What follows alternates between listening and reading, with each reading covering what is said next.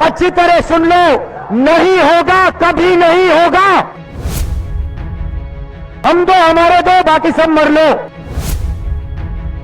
असम में आग लगाओ, असम को बांटो और जो असम का है ले लो।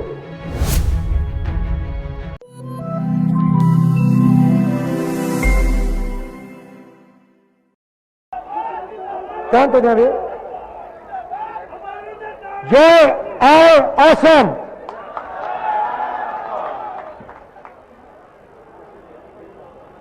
नमस्कार।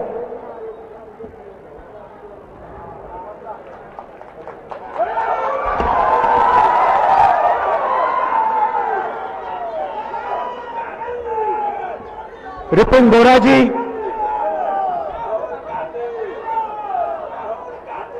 सेठिया जी,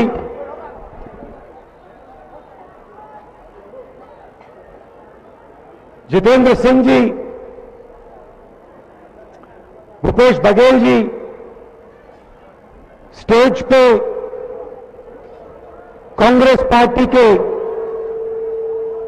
वरिष्ठ नेता, हमारे प्यारे कार्यकर्ता, भाइयों और बहनों, प्रेस के हमारे मित्रों, आप सबका यहां बहुत बहुत स्वागत। आप मेरी बात सुनने आए, दूर दूर से आए, इसके लिए मैं आप सबका धन्यवाद करना चाहता हूं।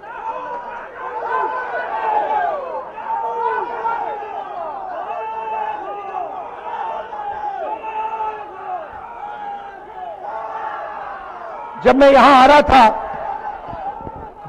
रहा था, मैं तरुण गोगोई की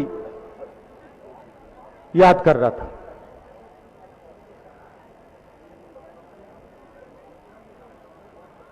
जब भी मैं असम आता था,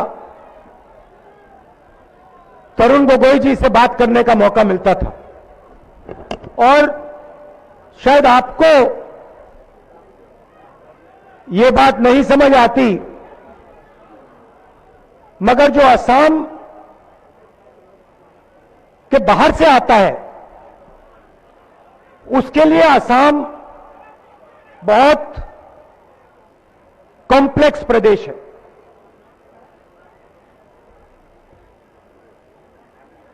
अलग अलग धर्म, अलग जात, भाषाएं। और जब मैं आता था, हर विजिट पे तरुण गोगोई जी मुझे कुछ ना कुछ असम के बारे में ज्ञान देते थे। और मेरी जो असम की जानकारी थी, एक प्रकार से तरुण गोगोई जी बढ़ाते थे। और मुझे लगता था, हर बार मैं वापस जाता था, मुझे लगता था मैं कुछ सीख के गया। एक बार गाड़ी में उन्होंने मुझे बताया, जब यहां हिंसा का समय था, मुझे बताया पब्लिक मीटिंग में जाते थे और पता नहीं होता था कि वापस आएंगे। मतलब यह नहीं मालूम था कि ये इसके बाद पब्लिक मीटिंग होगी, इसके बाद जिंदा रहेंगे, यह तक नहीं मालूम था। मगर कांग्रेस के नेता, कार्यकर्ता रिस्क लेके मीटिंग में जाते थे। और हमारी जो टीम थी, और उसमें हमारे बड़े बड़े नेता हैं, वो जो टीम थी उसने असम को जोड़ने का काम किया। आस्ते आस्ते आस्ते आस्ते जो नफरत फैल गई थी, गुस्सा फैल गया था, उसको जोड़ने का काम इस टीम ने किया। और उसी तूफान में से हमारे नेता तरुण गोगोई जी तैयार हुए।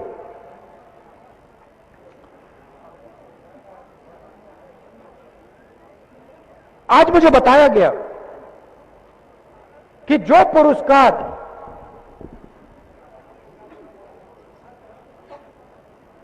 असम के सिपाही को दिया गया, तरुण गोगोई को दिया गया, उस व्यक्ति को जिसने इस प्रदेश को जोड़ा, उस व्यक्ति को जिसकी पूरी जिंदगी इस प्रदेश की रक्षा करने के लिए गई। और मैंने देखा कि उसी लिस्ट में जिसमें तरुण गोगोई जी का नाम था, उसी लिस्ट में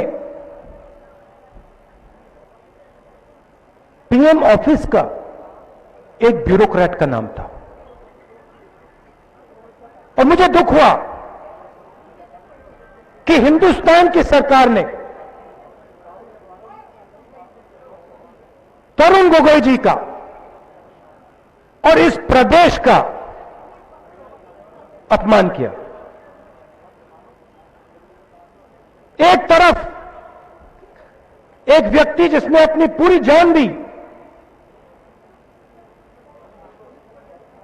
जिंदगी दे दी, असम को जोड़ा, भारत का झंडा, उसकी रक्षा की, और दूसरी तरफ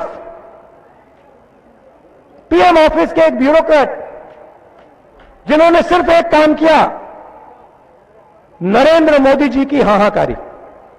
दोनों को आप एक अवार्ड देते हो। तो एक प्रकार से तरुण गोगोई जी मेरे गुरु थे और मुझे अच्छा नहीं लगा। मुझे लगा कि ये सही बात नहीं की इन लोगों ने। मैंने जोड़ने की बात की, असम को जोड़ने की बात।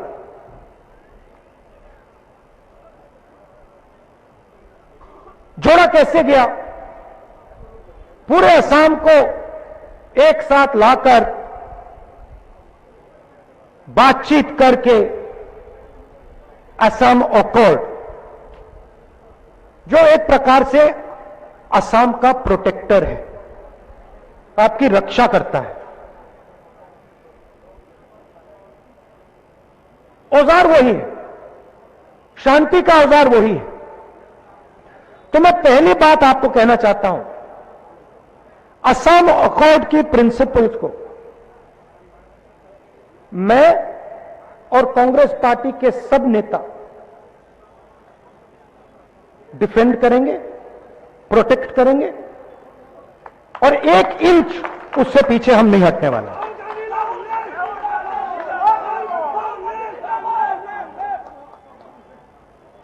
इलीगल इमिग्रेशन का मुद्दा है, मगर असम की जनता में वो कॉन्फिडेंस है, वो कैपेबिलिटी है कि मिलके बातचीत करके इस मामले को रिजॉल्व किया जा सकता है। यह आप में कैपेबिलिटी है। मगर अगर यह प्रदेश फिर से बंट गया, जो बीजेपी और आरएसएस रोज करते हैं, तो फिर बीजेपी का और आरएसएस का नुकसान नहीं होगा, नरेंद्र मोदी का नुकसान नहीं होगा, आपके चीफ मिनिस्टर का नुकसान नहीं होगा, असम का नुकसान होगा। और जितना असम का नुकसान होगा उतना हिंदुस्तान का नुकसान होगा। क्योंकि आप अपनी जगह समझो, आप कोई छोटे प्रदेश नहीं हो, आप हिंदुस्तान के गुलदस्ते के एक सुंदर फूल हो, और देश को जितनी आपको देश की, ये बात आप कभी मत भूलिए, ये बात आप कभी मत भूलिए जो मैं बोल रहा हूं, जितनी आपको देश की जरूरत है उतनी देश को आपकी जरूरत है। तो असम में हिंसा आएगी, असम बटेगा, तो हिंदुस्तान को चोट पड़ेगी और असम को चोट पड़ेगी, और हम ये नहीं चाहते हैं और ये हम नहीं होने देंगे। हमने ये गमछा पहना है, ये मैं आपको दिखा देता हूं। इस पे लिखा है CAA, और इस पे हमने क्रॉस लगा रखा है। मतलब चाहे कुछ भी हो जाए,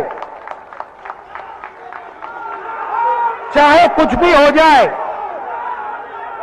ये देखो सबने पहन रखा है, ये देख लो, चाहे कुछ भी हो जाए CAA नहीं होगा।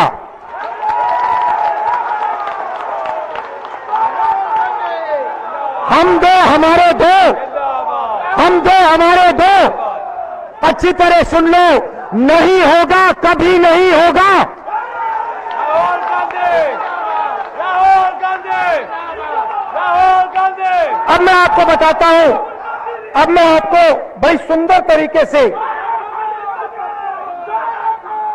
भैया शांत हो जाए, अब मैं आपको बहुत सुंदर तक, भैया शांत हो जाए प्लीज।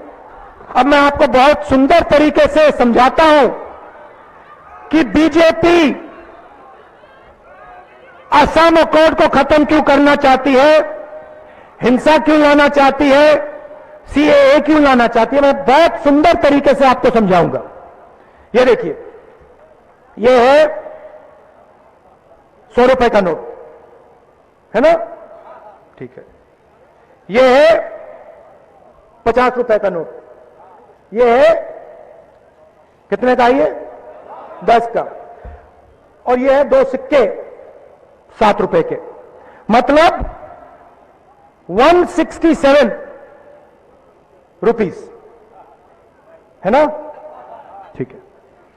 अब आप मुझे समझाइए, 167 रुपीस टी वर्कर को मिलता है ना भैया, इससे क्या खरीदा जाता है, क्या मिलता है इससे? तो टी वर्कर को 167 और गुजरात के व्यापारियों को टी गार्डन।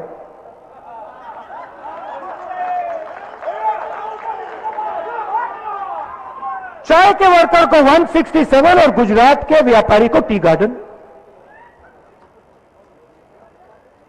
इसीलिए ये असम को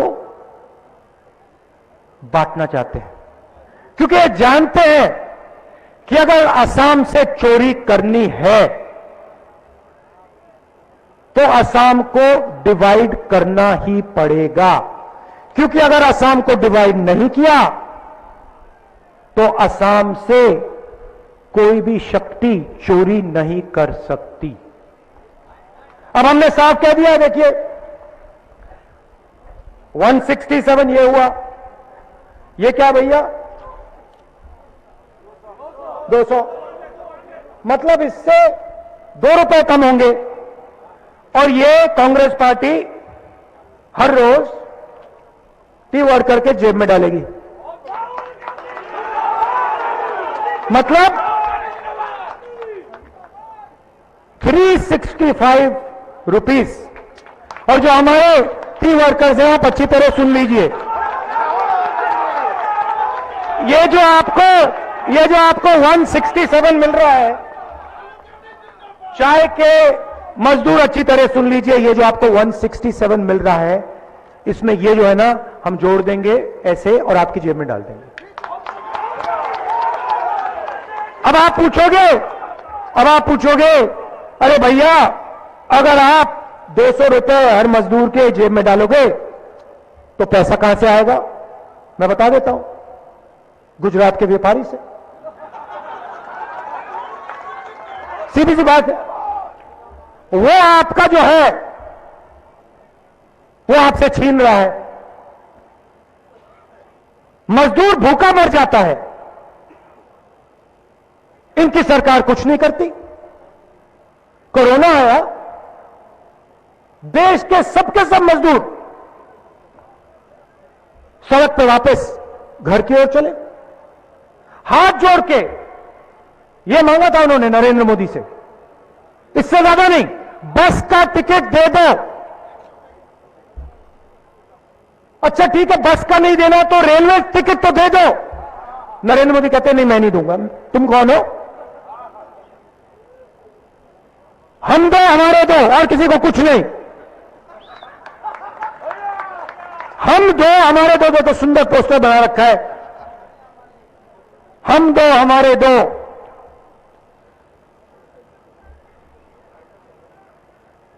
बाकी सब मर लो। हम दो हमारे दो, बाकी सब मर लो। भाई और बहनों, हिंदुस्तान को आज 4 लोग चलाते हैं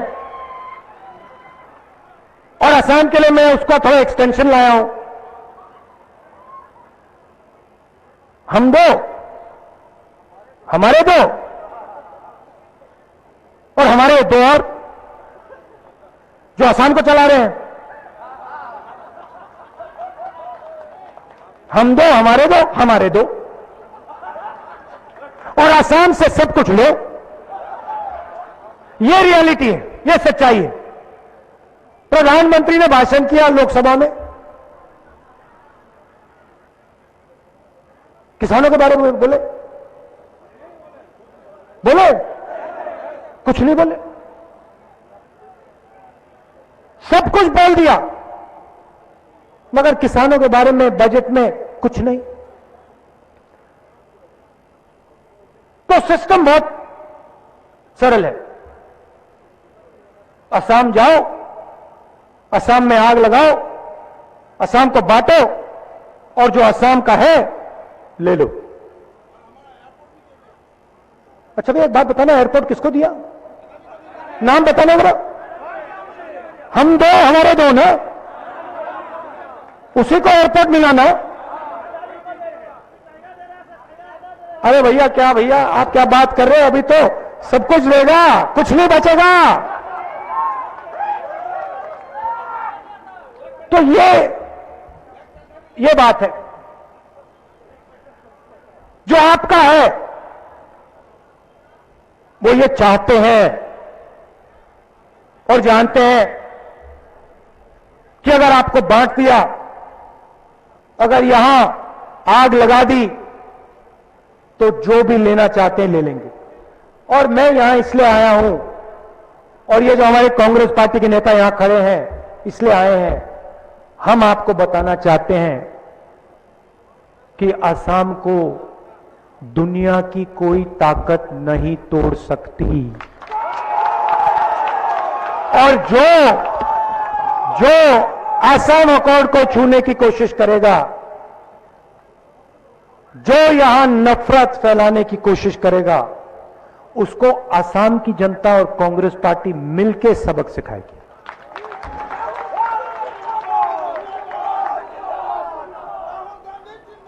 मैंने नोटबंदी की, जीएसटी की, कोरोना की थोड़ी सी बात करनी है, क्योंकि मैंने आपको असम के बारे में बताया और जो असम में हो रहा है वो हिंदुस्तान, पूरे हिंदुस्तान में हो रहा है। तो थोड़ा सा मैं हिंदुस्तान में जो हो रहा है उसके बारे में आपको बताना चाहता हूं। रोजगार हिंदुस्तान में छोटे बिजनेस, मिडिल साइज बिजनेस, किसान और छोटे व्यापारी तैयार करते हैं, पैदा करते हैं। बड़े बड़े उद्योगपति रोजगार नहीं पैदा करते। यहां युवा जो आए हैं, आपको तो मालूम है कि असम को, अगर हम असम की बात करें तो युवाओं के सामने सबसे बड़ा मुद्दा रोजगार का मुद्दा है। असम का युवा जानता है कि बीजेपी सरकार हो तो असम में उसे रोजगार नहीं मिल सकता, यह तो पक्का है। और आप किसी से भी पूछ लीजिए, सड़क पे जाइए, पूछ लीजिए भैया यहां रोजगार मिला किसी को? ना, कहीं नहीं। इसका कारण है और मैं कारण आपको समझाना चाहता हूं। रोजगार छोटे व्यापारी, छोटे बिजनेस, मिडिल साइज बिजनेस तैयार करते हैं। और पिछले 5-6 सालों से इस रोजगार की रीढ़ की हड्डी पर नरेंद्र मोदी ने आक्रमण किया है। पहला आक्रमण नोटबंदी, आपके जेब से 500 और 1000 रुपए का नोट निकाला और जो छोटे छोटे बिजनेस थे एक के बाद एक, एक के बाद एक, एक के बाद एक वो बंद हुए। किसानों के घर में से पैसा निकला, मजदूरों के जेब में से पैसा निकला। नरेंद्र मोदी वहां नहीं रुके, उसके बाद जीएसटी, फिर वही बात जो नोटबंदी के पीछे सोच थी, कमजोर लोगों को मारो, गरीबों को मारो, उनसे पैसा छीनो, वो ही जीएसटी में किया। आप किसी भी दुकान में चले जाइए, किसी भी छोटे व्यापारी के पास जाइए, उससे पूछिए जीएसटी से फायदा तुम्हारा हुआ, हां या ना? देखिए यही पूछ लेते हैं, बताओ जीएसटी से फायदा हुआ? नहीं हुआ। पूरा देश ये चिल्ला रहा है जीएसटी से फायदा नहीं हुआ, नोटबंदी से फायदा नहीं हुआ। उसके बाद कोरोना में लाखों करोड़ रुपए नरेंद्र मोदी ने इनका कर्जा माफ किया, हम दो हमारे दो का। गरीबों से फिर से पैसा छीना और उनका कर्जा माफ किया। और अब 3 खेती के बिल लाए हैं जिससे ये पूरे खेती के सिस्टम को खत्म करने वाले हैं। और हिंदुस्तान का सबसे बड़ा बिजनेस 80 लाख करोड़ रुपए का बिजनेस 2 लोगों को पकड़ाने जा रहे हैं। भाइयों और बहनों, जब तक हम छोटे व्यापारियों को, स्मॉल मीडियम बिजनेसेस को, किसानों को मजबूत नहीं करेंगे, तब तक ये देश में रोजगार पैदा नहीं हो सकता है। सच्चाई है। और नरेंद्र मोदी 24 घंटे इस रीढ़ की हड्डी पर आक्रमण करते हैं। कांग्रेस पार्टी गरीबों की पार्टी है, कमजोरों की पार्टी है, किसानों की, मजदूरों की, छोटे व्यापारियों की, छोटे बिजनेस वालों की, मिडिल साइज बिजनेस वालों की। हम जनता की पार्टी है, लोगों की पार्टी है। और जब हम यहां सरकार में आएंगे, 2-3 चीजें आपको दिखने को मिलेंगी। सबसे पहले जो नफरत फैलाई जा रही है वो खत्म हो जाएगी।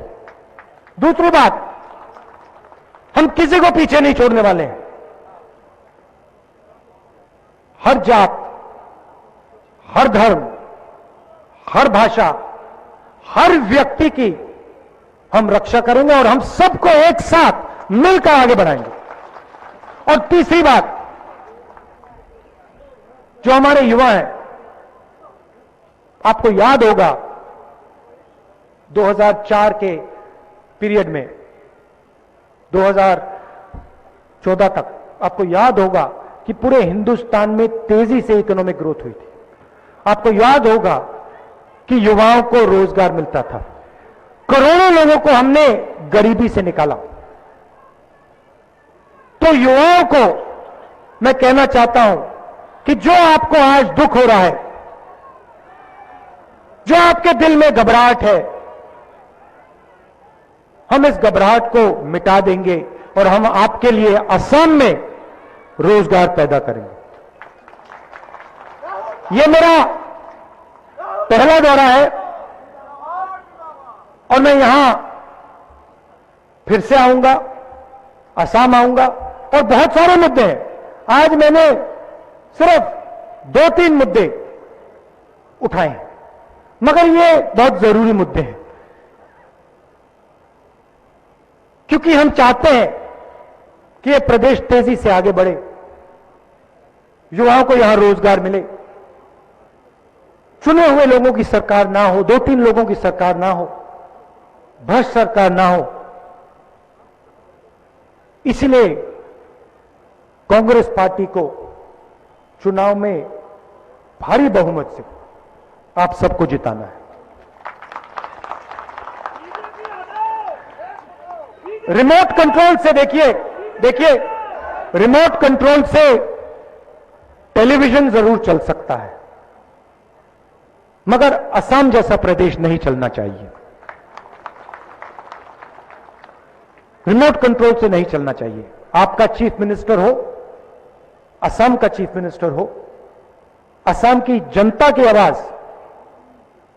जनता की आत्मा को समझे और असम के लिए काम करें। आज जो आपके चीफ मिनिस्टर हैं वो असम के लिए काम नहीं करते हैं, वो सीधा ऑर्डर नागपुर और दिल्ली से लेते हैं और जो दिल्ली और नागपुर और गुजरात के लोग उनको कहते हैं वो असम में पूरा करते हैं। ऐसी सरकार से असम को कोई फायदा नहीं होगा, ऐसी सरकार से असम के युवाओं को नुकसान होगा। इसीलिए हम इस सरकार को हटाना चाहते हैं। आप सबका दिल से बहुत बहुत धन्यवाद। नमस्कार, जय हिंद।